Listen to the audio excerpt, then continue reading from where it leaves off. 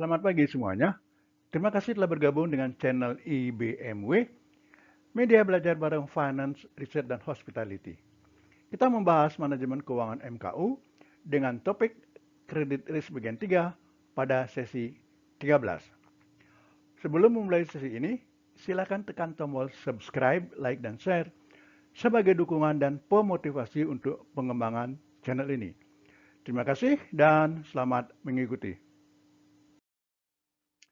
Sebagai pengingat bahwa sesi ini merupakan kelanjutan dari sesi credit risk bagian kedua. Kita membahas analisis kualitatif dengan topik reputasi atau reputation. Pada sesi ini dikaji metode kualitatif untuk menganalisis peluang tidak tertagih karena debitur atau borrower tidak memenuhi kewajibannya. Analisis kualitatif seperti berikut, yaitu reputation. Reputasi merupakan pertimbangan pertama dalam mengkaji peluang gagal bayar debitur. Makin baik atau makin tinggi reputasi debitur, makin kecil peluang kredit atau piutang tidak tertagih atau gagal bayar. Reputasi dalam analisis kredit merujuk pada sejarah pembayaran pinjaman dan kredit seseorang. Reputasi kredit yang baik menunjukkan bahwa seseorang memiliki riwayat pembayaran tepat waktu dan dapat dipercaya untuk membayar kembali pinjaman. Beberapa faktor yang mempengaruhi reputasi kredit termasuk pembayaran tepat waktu. Membayar tagihan dan cicilan tepat waktu secara konsisten membantu membangun reputasi kredit yang positif. Keterlambatan pembayaran dapat merusak reputasi kredit. Jumlah utang. Memiliki terlalu banyak utang dibandingkan dengan pendapatan yang tersedia dapat menjadi tanda peringatan bagi pemberi pinjaman. Mengelola tingkat utang yang wajar membantu menjaga reputasi kredit yang baik. Lamanya sejarah kredit. Memiliki sejarah kredit yang panjang dengan pembayaran tepat waktu membantu membangun reputasi kredit yang kuat. Reputasi kredit lebih lemah jika seseorang memiliki sejarah kredit yang pendek. Aplikasi kredit baru. Terlalu banyak aplikasi kredit baru dalam waktu singkat dapat menjadi tanda peringatan dan berdampak negatif pada reputasi kredit. Keragaman kredit. Memiliki berbagai jenis kredit dalam kurung kartu kredit, pinjaman modal, hipotek, dan lain-lain yang dikelola dengan baik membantu membangun reputasi kredit yang kuat. Jadi, secara keseluruhan, reputasi kredit yang baik mengindikasikan kemampuan dan kesediaan seseorang untuk membayar pinjaman sesuai jadwal. Ini sangat penting bagi pemberi pinjaman untuk menilai risiko kredit.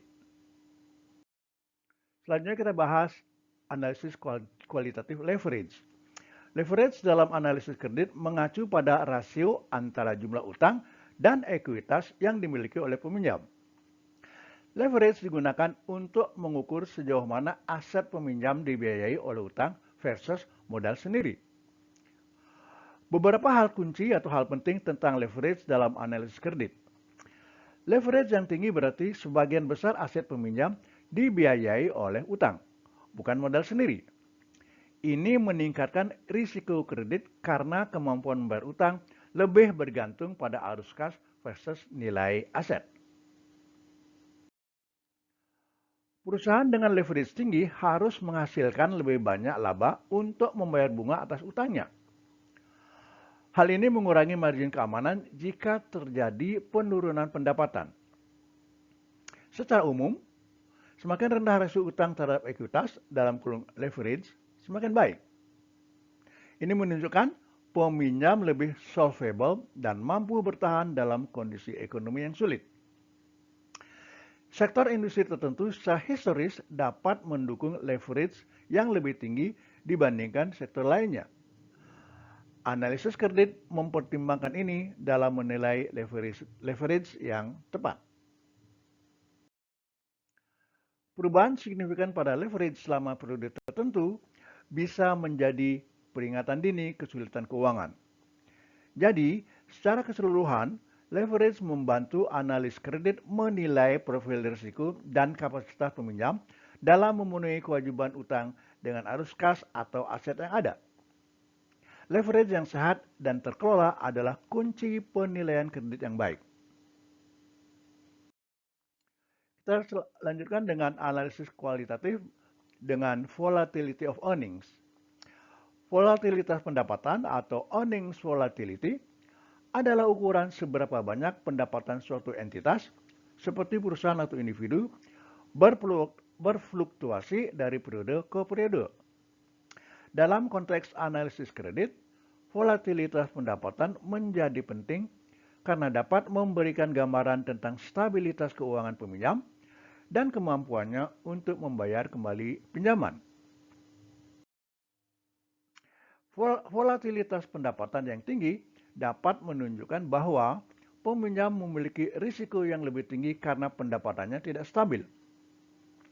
Faktor-faktor seperti fluktuasi dalam permintaan pasar, perubahan dalam biaya produksi, atau kondisi ekonomi makro dapat menyebabkan volatilitas pendapatan yang tinggi. Di sisi lain, volatilitas pendapatan yang rendah menunjukkan stabilitas pendapatan yang lebih baik, yang dapat memberikan keyakinan kepada pemberi pinjaman bahwa peminjam dapat secara konsisten memenuhi kewajiban pembayaran mereka. Analisis kredit sering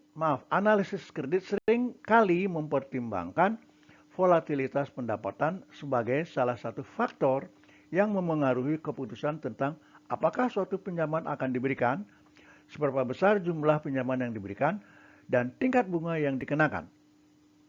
Semakin tinggi volatilitas pendapatan, semakin besar risiko kreditnya yang dapat tercermin dalam persyaratan yang lebih ketat atau bunga yang lebih tinggi. Berikut disajikan contoh terapan analisis kualitatif volatility of earnings. Contoh terapannya, musiman. Banyak hotel mengalami fluktuasi pendapatan yang signifikan sepanjang tahun karena adanya musim liburan atau acara khusus. Sebagai contoh, hotel di tempat wisata ski mungkin mengalami lonjakan pendapatan selama musim dingin, tetapi pendapatannya bisa jauh lebih rendah selama musim panas. Volatilitas pendapatan seperti ini dapat menjadi perhatian bagi pemberi pinjaman karena pengaruhnya terhadap kemampuan hotel untuk membayar kembali pinjaman secara konsisten. Pasar dan persaingan. Ketika terjadi fluktuasi dalam permintaan pasar atau adanya perubahan dalam lingkungan persaingan, pendapatan hotel dapat berubah secara signifikan. Misalnya, jika ada peningkatan pesaing baru di sekitar hotel yang telah ada, atau adanya perubahan dalam kebijakan perjalanan yang mempengaruhi jumlah turis yang mengunjungi suatu area, hal ini dapat memengaruhi pendapatan hotel secara substansial. Peristiwa eksternal. Peristiwa eksternal seperti bencana alam, pandemi, atau perubahan kebijakan pemerintah dapat menyebabkan fluktuasi mendadak dalam pendapatan hotel. Sebagai contoh, penutupan sementara akibat pandemi COVID-19 telah menyebabkan penurunan dramatis dalam pendapatan hotel di seluruh dunia. Demikian akhir dari sesi ini. Terima kasih.